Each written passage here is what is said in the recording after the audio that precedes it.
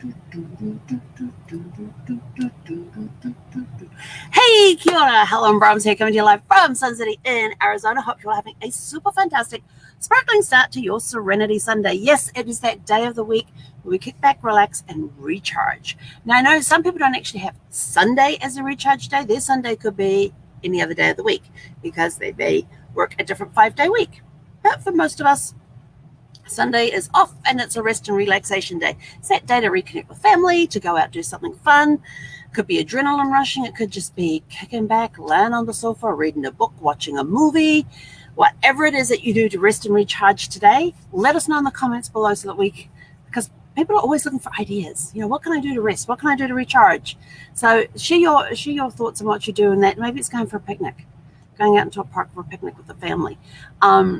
But, you know, whatever it is, let us know so we can, so people get ideas on things that they can do on Sundays or their day off and that sort of thing.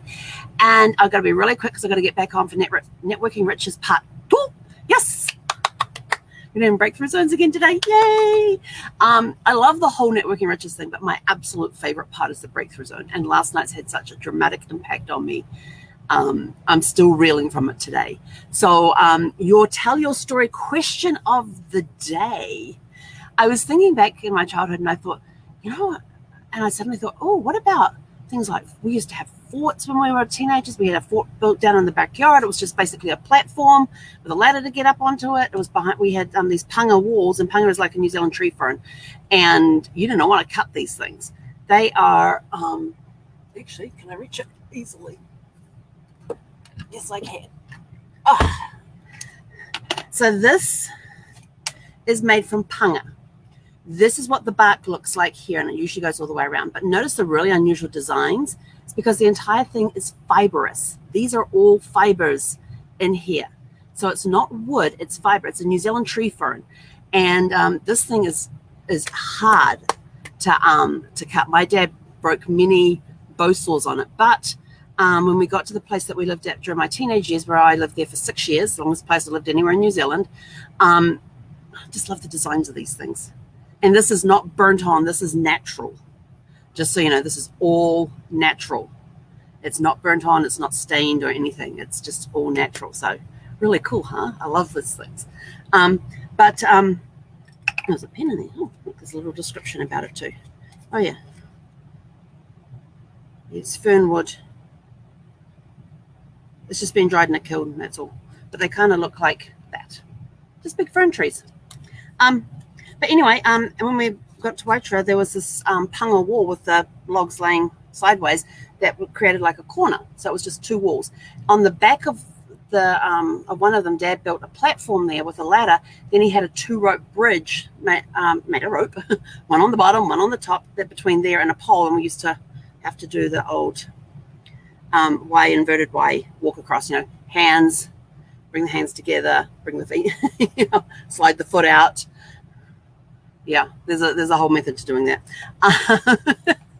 But, you know, that was one of the things that we had as teenagers. But my very first one that I remember was when we were living in Manurewa. We had this, my dad built me a little playhouse out in the backyard. And we painted it green. It was a light green. And I remember helping him paint it with this little brush. I was doing my part. It was my playhouse. I was doing my part. And the cool part is that he made this doorbell for my playhouse. And I still remember it to this day. It was a metal can opener and a tin can and a spring. And you got a metal tin can and a spring. So I put the tin can on one side, the bottle opener on the other side, and he mounted the spring so that when somebody pulled the bottle opener and let it go, it banged against the bottom of the tin can, and that was my doorbell. So it was pretty cool. So did you have some really cool treehouse, fort, playhouse, Wendy house, whatever you want to call them? Did you have something like that when you were growing up as a kid? Talk about it. Describe it in your story. What was it like playing in there? Did you get to do overnights in there? You know, camping out in the backyard in your treehouse or in your fort or your playhouse. We had different ones over the years, but I remember that one. We had another place we stayed at in Fielding where it was a garden shed, and we turned that into our playroom.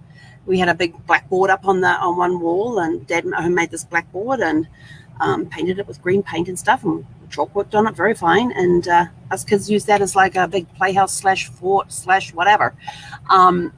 But, we had these over the years. So what was one of your favorite ones? What's one that you recall? What were some of the fun times that you had in the tree houses, the forts, the playhouses, whatever you want to call them? Write down, describe the different, if you've had more than one over the years, describe each one. What was your favorite one? What did you enjoy doing the most? What did you do when you hung out in there? I used to play with my dogs at Playhouse. Had a window on either end, and my little doorbell. I love my little doorbell. That was quite ingenious. But anyway, I got to run. I got to get back online for Networking Riches Part 2. So go out, have a super fantastic sparkling. I'm going to actually leave that one out today. Have a super fantastic sparkling day, and we will catch you guys tonight at 6 p.m. Pacific time to wrap up date, whatever day we're on, 746 or something. It's a lot of days. Anyway, have a super fantastic sparkling day. Hekonara.